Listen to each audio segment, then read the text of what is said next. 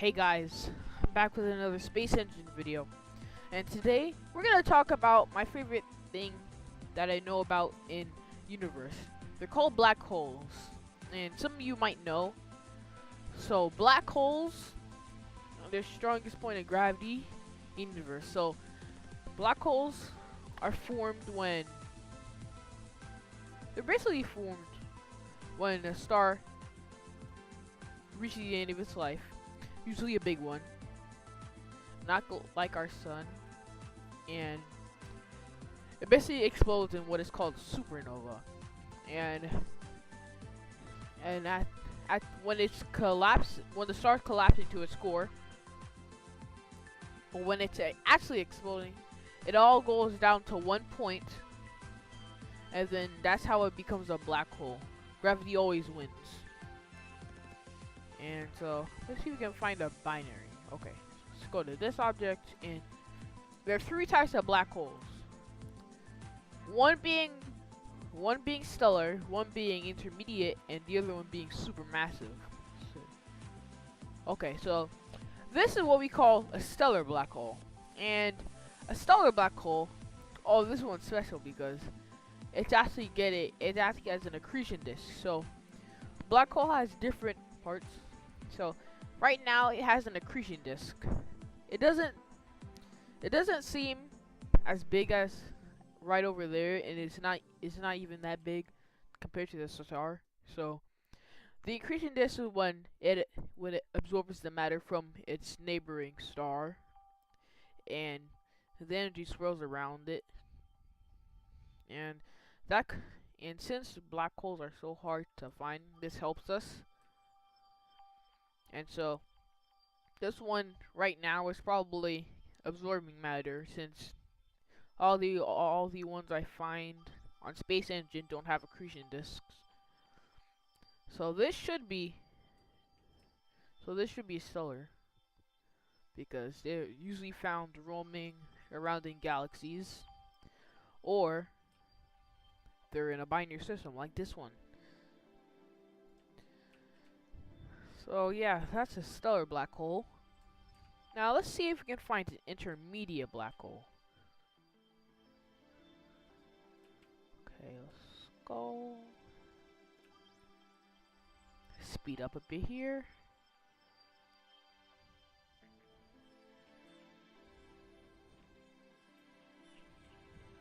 Okay, let's see if we find the globular cluster. Now there are two types of clusters. A globular cluster like this one, or an open cluster. Globular clusters usually look like this. They're kind of compact. If you like over there here, it's not spread out like an open cluster. Open clusters are just spread out. They don't have any gravity at all. So if I should be able to wait. Let me center on the globular cluster. Center. And then, see.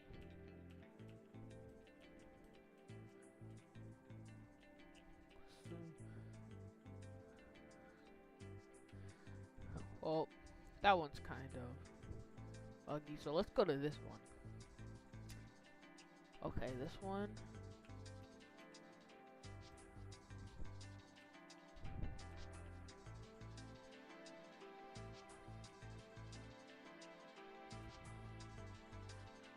This one we should be able to see.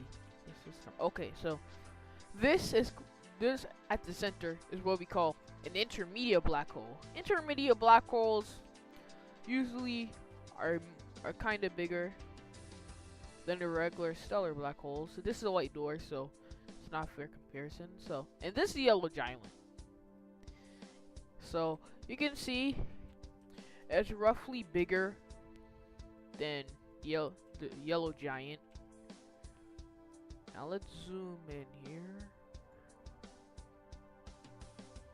and you see the accretion disk like the stellar black hole. But you can notice on over here it's much bigger than the average stellar black hole. And it seems to have a longer accretion disk than a stellar black hole, and you can see all the stars orbiting around it because it has a greater gravity. And like I said, stellar black stellar black holes in general have very strong gravity because, as you can see, this one, because of the black hole at the center, is able to hold up the globular clusters. Messed up. Hold the globular clusters together. And so yeah, that's what an intermediate black hole is. Now, let's go to the center of this galaxy. Something cool.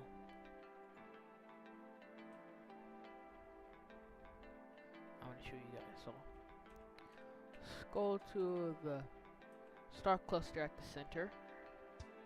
Zoom down here. Okay, so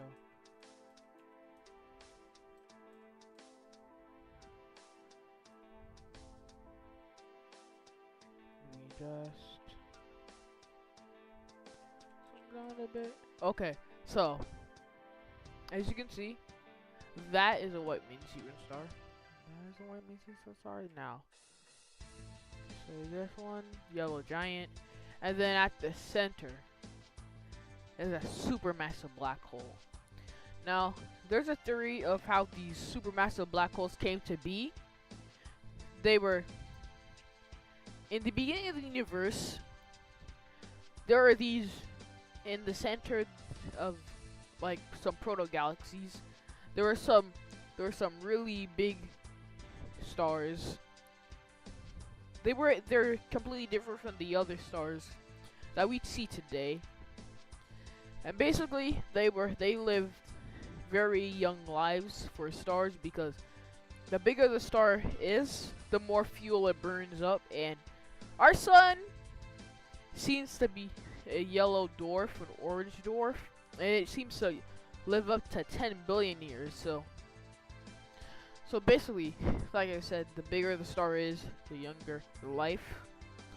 So these stars exploded in like a few million years, even the 100,000s of years, and basically they became stellar black holes. And there were a lot more. There were a lot of them. So they kept merging together, and then now today we see the effect they had when they became this supermassive black hole. They formed the galaxies.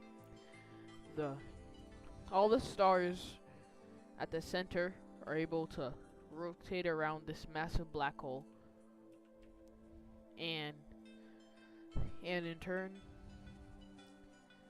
the clouds, they rotated around the supermassive black hole because of its immense gravity. And let's see, what's that name? Well, say S16 gets absorbed by the supermassive black hole. What happens is it shoots two rays of matter across between the black hole. Shoots two rays, one over here, and the other one goes that way. So if we were to go out of here, and if we were to use a telescope, you would see two